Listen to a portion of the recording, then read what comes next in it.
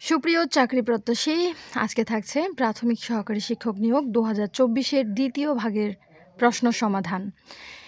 প্রথম প্রশ্ন, কি হেতু এসেছ তুমি, কহ বিস্তারিয়া। এখানে হেতু উপসর্গটি কি অর্থে প্রকাশ করেছে?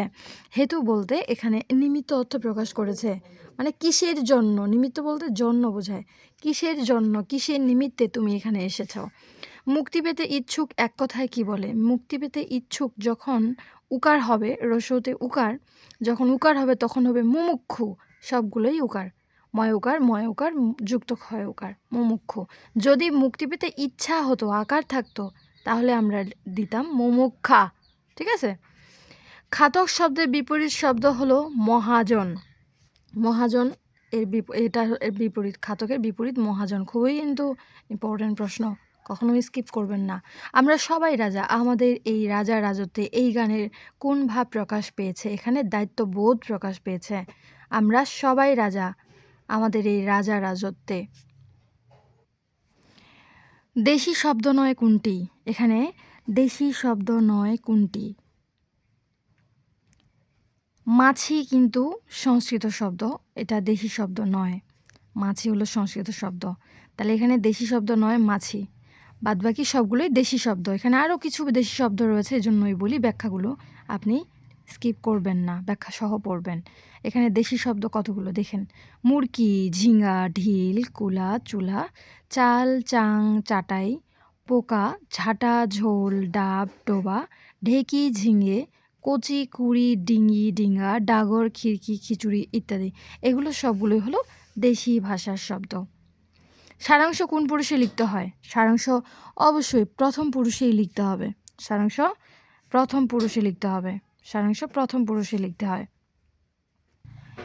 আমরা জানি যে বাংলা ব্যাকরণে 3টি পুরুষ রয়েছে, যেগুলো আমরা ইংরেজিতে বলি first person, second person, third person. বাংলায় বলি উত্তম পুরুষ, মধ্যম পুরুষ এবং নাম পুরুষ।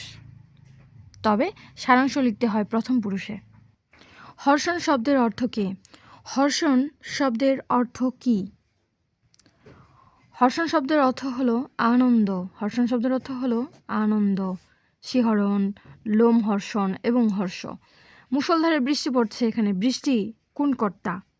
যেহেতু বৃষ্টি নিজেই পড়ছে, অবশ্যই এটা কিন্তু মুখ্য কর্তা। আমরা জানি যে নিজে নিজে ক্রিয়া সম্পাদন করে তাকে মুখ্য কর্তা বলে। আমার জ্বর জ্বর লাগছে, এটি কোন ধরনের বাক্য? আমার জ্বর জ্বর লাগছে, এটি হলো একটা সরল বাক্য। সরল বাক্য। নিমরাজি শব্দের নিম কোন উপসর্গ? নিমরাজি শব্দের নিম হলো বিদেশি উপসর্গ। নিমরাজি কথাটি অর্থ অর্ধেক রাজি। আর ফার্সি উপসর্গ মোট 10টা, যেমন না, নিম, ফি, বে, ব, দরকার, বর, বদ, কম। 10টার মধ্যে নিম কিন্তু রয়েছে, এজন্য এটি বিদেশি উপসর্গ। দুটি বাক্যের মধ্যে অর্থের সম্বন্ধ থাকলে কোন বিরাম চিহ্ন বসে? দুটি বাক্যের মধ্যে যদি অর্থের সম্বন্ধ থাকে তাহলে কিন্তু সেমিকোলন বসে। সেমিকোলন বসে। উপসর্গের কাজ হলো নতুন শব্দ গঠন করা। উপসর্গের কাজ নতুন শব্দ গঠন করা। বন্ধন শব্দের সঠিক অক্ষর বিন্যাস হলো বন যোগ ধন। অবশ্যই কিন্তু এটা হসন্ত থাকবে, এই যে হসন্ত নিচে দন্তন্যর নিচে একটা হসন্ত যোগ আছে। বন যোগ ধন, বন্ধন। বাংলা সাহিত্য অংশ থেকে প্রশ্ন এসেছিল, কোনটি সঠিক? এখানে কোনটি সঠিক? গ, বহিপীর। বহিপীর একটা নাটক, আসলেই একটা নাটক, এটাই সঠিক। আর এই বহিপীর নাটকটা রচয়িতা হলেন সৈয়দ ওয়ালিউল্লাহ। সৈয়দ ওয়ালিউল্লাহর বহিপীর নাটকটি। কাদো নদী কাদো উপন্যাসটিও কিন্তু সৈয়দ ওয়ালিউল্লাহের। লাল সালু তো আছেই। বাংলা মুদ্রাক্ষরের জনক বলা হয় কাকে? বাংলা মুদ্রাক্ষরের জনক চার্লস উইলকিন্স। মৃন্ময়ী রবীন্দ্রনাথ ঠাকুরের কোন ছোট গল্পের নায়িকা? মৃন্ময়ী সমাপ্তি ছোট গল্পের নায়িকা। নিচে কোনটি শরৎ সাহিত্যের চরিত্র নয়? সুরবালা শরৎ সাহিত্যের চরিত্র নয়। কোন কবির মাতাও একজন কবি? জীবনানন্দ দাশের মাতাও একজন কবি। ওই যে আদর্শ ছেলে নামে একটা কবিতা ছিল, আর জীবনানন্দ দাশের মায়ের নাম কুসুম কুমারী দাস। তিনি লিখেছিলেন যে আমাদের দেশে হবে, সেই ছেলে কবে, কথায় না বড় হয়ে কাজে বড় হবে, এ ধরনের একটা কবিতা ছিল আর কি।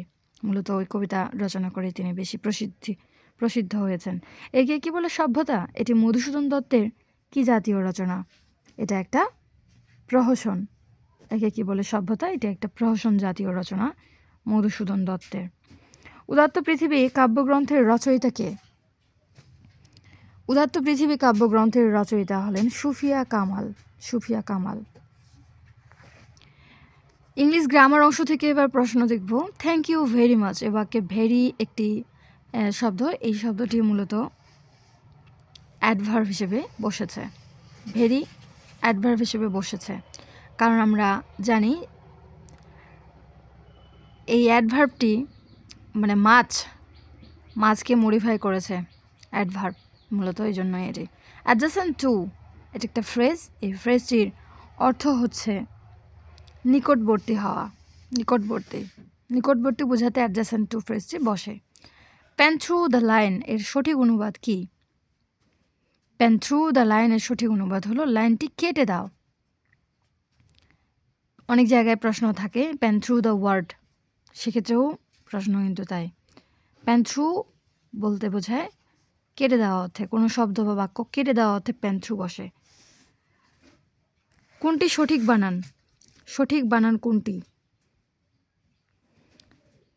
আমরা পেন মানে কলম জানি, কিন্তু PEN পেন, তারপরে DU LUM লাম, এরকম করে কেটে কেটে আমরা অনেক বড় কঠিন বানানটিও মনে রাখতে পারি। Pendulum.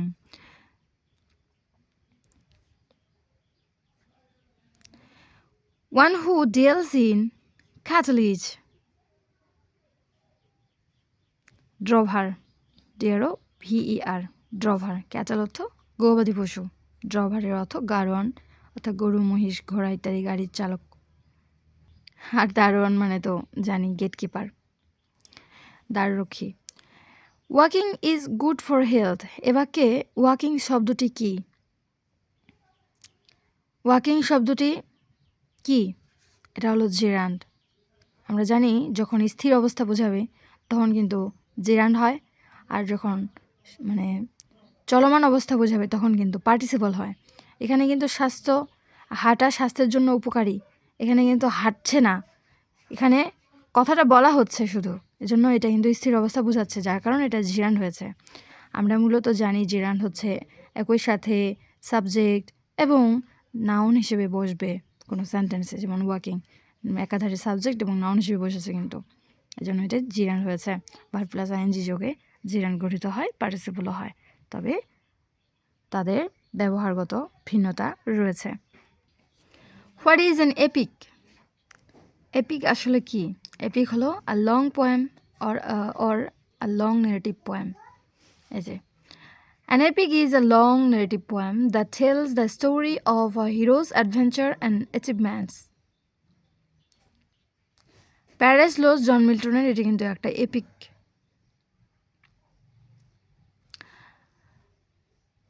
He will stick to nothing, স্টিকের পরে টু বসে, স্টিক টু অর্থটি to continue doing something as planned. এর অর্থ হলো কোনো কিছুতে লেগে থাকা, অর্থাৎ কিন্তু স্টিক টু বসে, সে কোনো কিছুর সাথে লেগে থাকবে না। He will stick to nothing. পার্সোনেলের বাংলা অর্থ হলো কর্মীগণ। পার্সোনাল বলতে আমরা ব্যক্তিগত বুঝি, এই যে পার্সোনাল বলতে আমরা কিন্তু ব্যক্তিগত বুঝি, কিন্তু পার্সোনেল বলতে কিন্তু বোঝায় কর্মীগণ বা কর্মচারীগণ। পার্সোনেল বানানটা দেখবেন PER, পার, SONNEL, আগে পার, PER পার, SON সান, তারপরে নেল, NEL নেল, এরকম ভাঙিয়ে কিন্তু আমরা বানানটাকে রপ্ত করতে পারি। ম্যাটিকিউলাস শব্দের অর্থ কী? ম্যাটিকিউলাস শব্দটির অর্থ হলো যত্নবান। এটি কিন্তু অ্যাজেক্টিভ অর্থে ব্যবহার হয়েছে, অ্যাজেক্টিভ। ওর্স শব্দটি অ্যাজেক্টিভে কোন ডিগ্রি? ওর্স শব্দটি অ্যাডজেক্টিভের কম্পারেটিভ ডিগ্রি। ওর্স শব্দটি অ্যাডজেক্টিভের কম্পারেটিভ ডিগ্রি, এবং এখানে আরেকটা বিষয় আছে, যদি সুপারলেটিভের বলা হয় তাহলে ওর্স্ট হতো। WRST, টি আসতো, ওর্স্ট, WRSE, ওর্স আসছে এখানে, জন্য তাই। ফেয়ার শব্দটি দ্বারা কি বোঝায়? ফেয়ার শব্দটি দ্বারা ভাড়া বোঝায়, ভাড়া। ফেয়ার শব্দটি দ্বারা ভাড়া বোঝায়, এটি একটি নাউন। নাউন অর্থে ব্যবহার হয়েছে ভাড়া বা পথযান খরচ। এই যে এখানে আরও কিছু আছে একই উচ্চারিত যে ওয়ার্ডগুলো আছে, যেমন ফেয়ার, FEAR, ফেয়ার মানে ভয় দেখানো। FAIR, এই ফেয়ার অর্থ মেলা। FAIR, ফেয়ার বা এলিগান্টের অর্থ হলো সুষ্ঠু, কিন্তু FARE এর অর্থ হলো ভাড়া। Which one is the incorrect sentence? এখানে ভুল বাক্য কোনটি? এখানকার ভুল বাক্য হলো we reach at home yesterday, we reach at home yesterday. এটা কিন্তু ভুল বাক্যটি, ইনকারেক্ট সেন্টেন্স।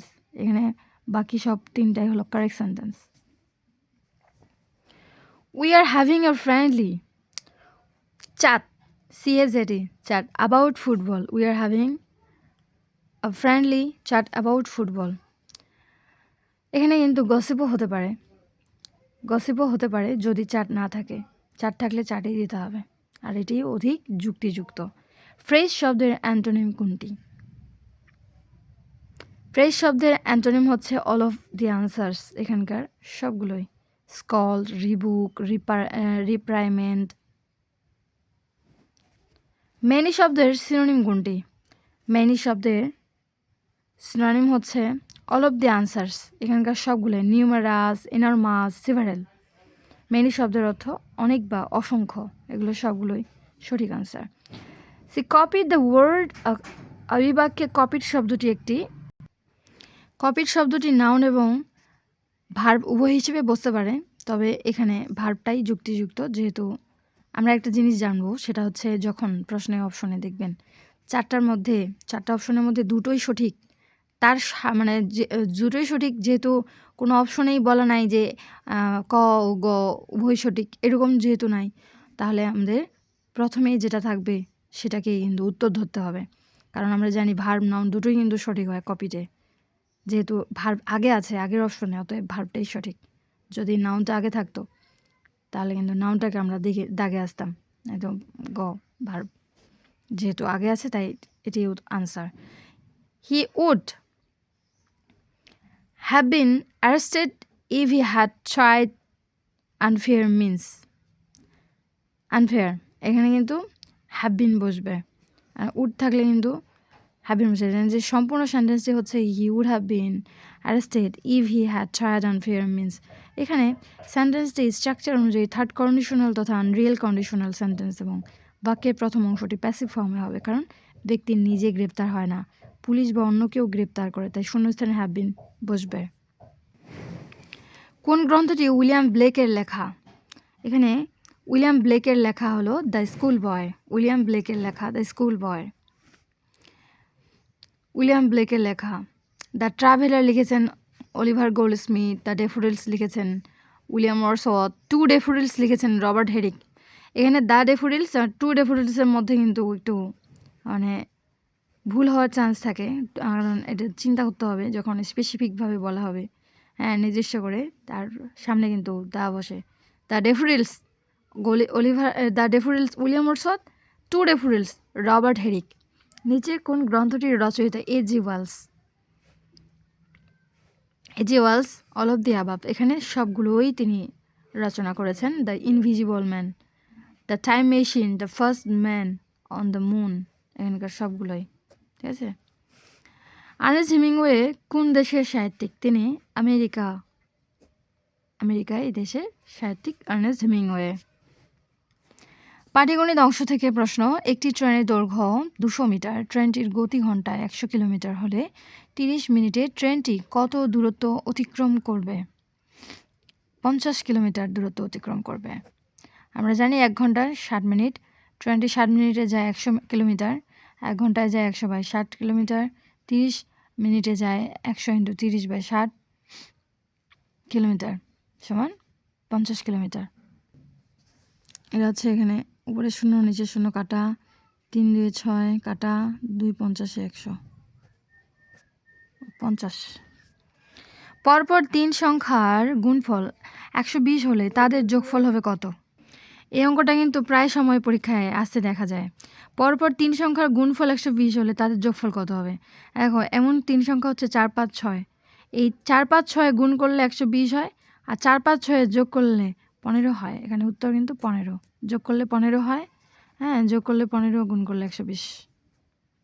এর পরবর্তী প্রশ্ন, 120 টাকা দিয়ে একটি পণ্য কিনে 100 টাকায় বিক্রয় করলে ক্ষতির পরিমাণ কত দাঁড়ায়? ক্ষতির পরিমাণ দাঁড়ায় 16.67%। অঙ্কটা একটু দেখে নিন। বাজারে কফির দাম 10% কমে যাওয়ায় কফি ব্যবহার কত ভাগ বৃদ্ধি করলে কফি বাবদ খরচ একই থাকবে? অর্থাৎ এখানে 11.9%। 11.9%।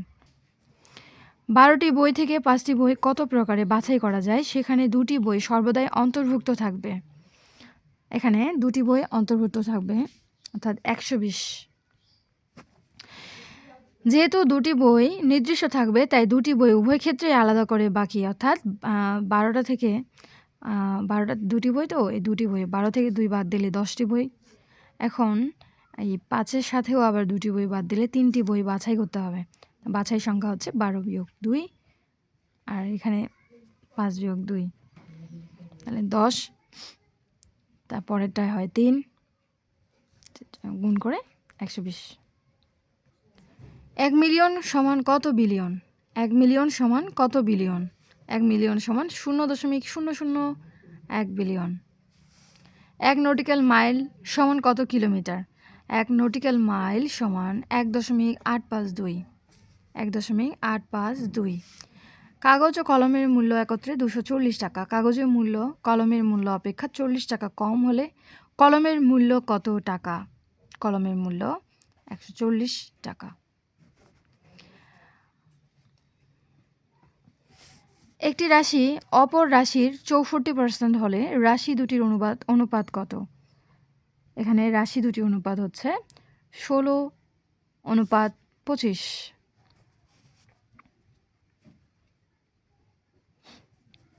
একটি দেশের জিডিপি পরিমাণ 7.5 বিলিয়ন মার্কিন ডলার। ওই দেশে মোট জনসংখ্যা 1.85 মিলিয়ন হলে মাথাপিছু জিডিপির পরিমাণ নিকটতম কত মার্কিন ডলার?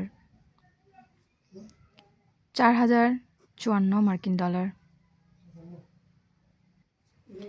কোনো লঘিষ্ঠ সংখ্যার সাথে 3 যোগ করলে যোগফল 24, 36 ও 48 দ্বারা বিভাজ্য হবে। আগে 24, 36, 48কে আমরা লসাগু করে নিব। লসাগু করে নেওয়ার পরে সব গুণফল করে দিয়ে যেগুলো যোগ বলবে, যোগ থাকলে বিয়োগ করতে হয় এই ধরনের অঙ্কে। মানে ওই গুণফলের সাথে, মানে 144 এখানে ফলাফল, এর সাথে 3 বিয়োগ করে যা আসবে, মানে যতই থাক সংখ্যাটা, তা বিয়োগ করে দিলে আমাদের ফলাফল আমরা পেয়ে যাব।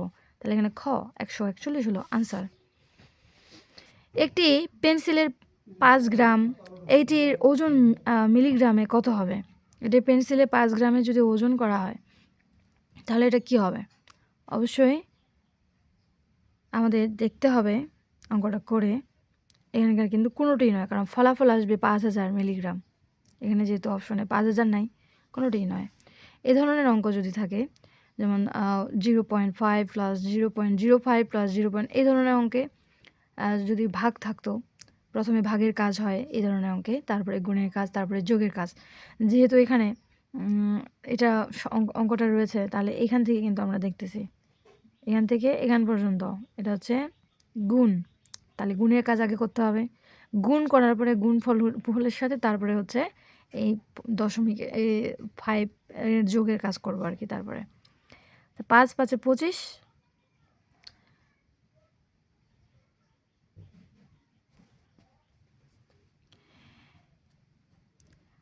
গুণগুলো যে সবগুলো আগে কী করতে হবে?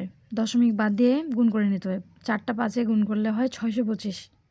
তারপরে আবার এই যোগ আছে, দুইটা যোগ আছে এখানে, একটা 0.5 আর একটা হচ্ছে 0.05। দুটো মিলে যোগ করে মোট এখানে প্রশ্নের উত্তর এসে দাঁড়ায় 0.55500065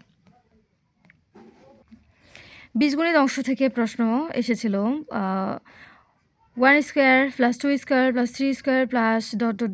x স্কোয়ারের মান সমান কত? এটার মান হচ্ছে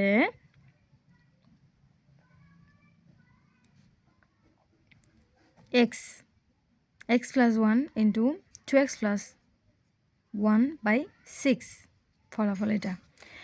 1 হতে 20 পর্যন্ত সংখ্যাগুলোর যোগফল কত?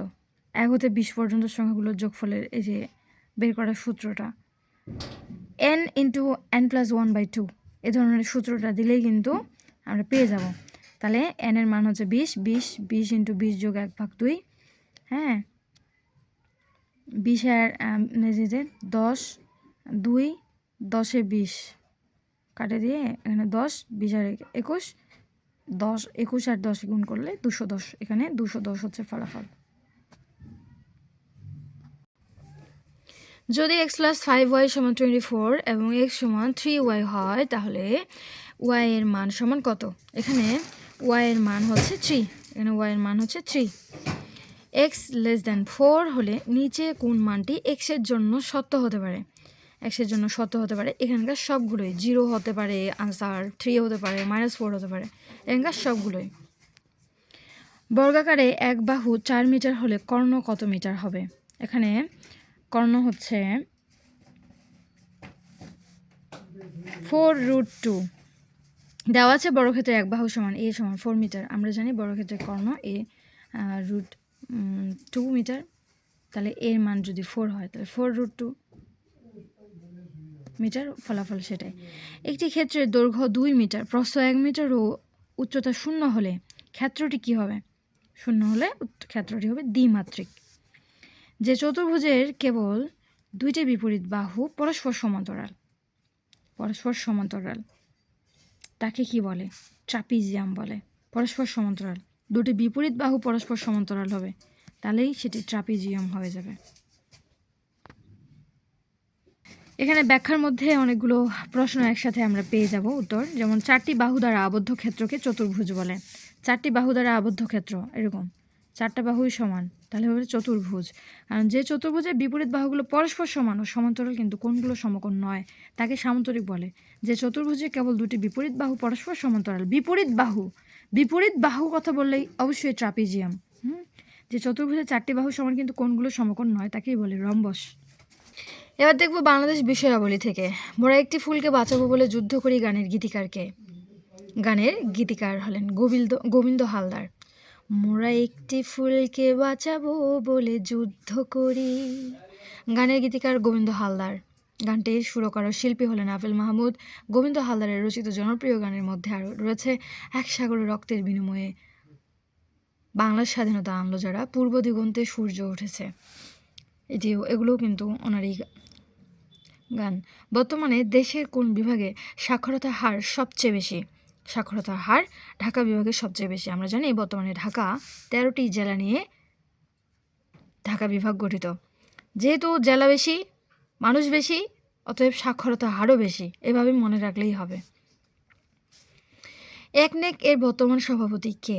একনেক এর বর্তমান সভাপতি হলেন প্রধানমন্ত্রী, আর এনার বিকল্প প্রধানমন্ত্রী হিসেবে কাজ করেন অর্থমন্ত্রী, বিকল্প হিসেবে সভাপতি এবং চেয়ারম্যান হিসেবে থাকেন আর কি অর্থমন্ত্রী। বাংলাদেশ সরকারের বৈদেশিক অর্থায়ন সংক্রান্ত অর্থ মন্ত্রণালয়ে কোন বিভাগের দায়িত্ব পালন করে? অর্থ মন্ত্রণালয় কোন বিভাগের দায়িত্ব? অর্থনৈতিক সম্পর্ক বিভাগের দায়িত্ব পালন করে। আমরা জানি মন্ত্রণালয় নিম্নের 4টি বিভাগের সমন্বয়ে গঠিত। অর্থ মন্ত্রণালয় 4টি বিভাগ হলো আর্থিক প্রতিষ্ঠান বিভাগ, যাকে এফআইডি বলে সংক্ষেপে, অর্থ বিভাগ এফডি, অর্থনৈতিক সম্পর্ক বিভাগ ইআরডি, অভ্যন্তরীণ সম্পত্তি বিভাগ আইআরডি। বাংলাদেশ মহাকাশ গবেষণা ও দূর অনুধাবন প্রতিষ্ঠান কোন মন্ত্রণালয়ের অধীনে?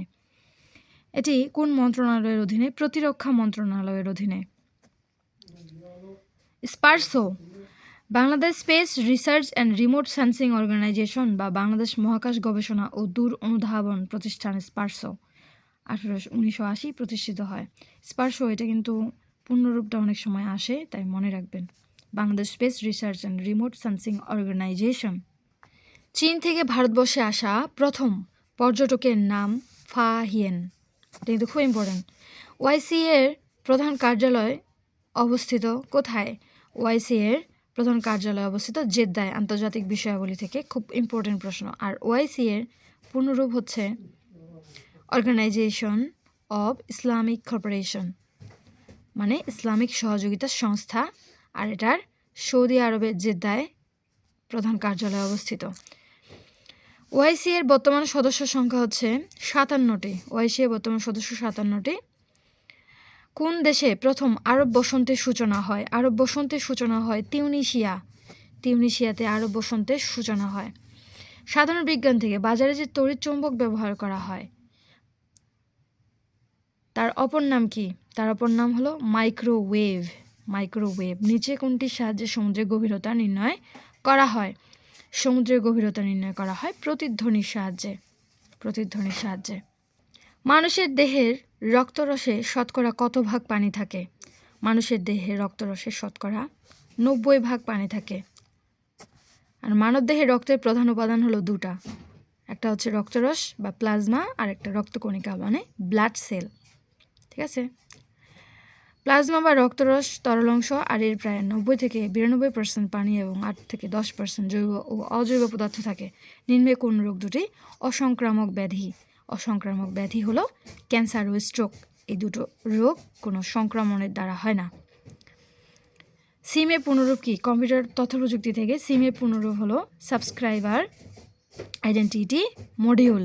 হয় স্যার, রাইট আনসার, সিমের পুনরূপ।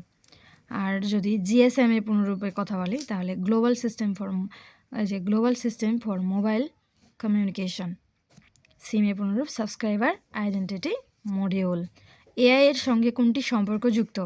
এআই এর সঙ্গে এখানকার সবগুলোই সম্পর্কযুক্ত, কারণ A4IR, digital device, cloud server সবগুলোই। ভূগোল থেকে কোনো প্রশ্ন আসেনি। Thanks for watching.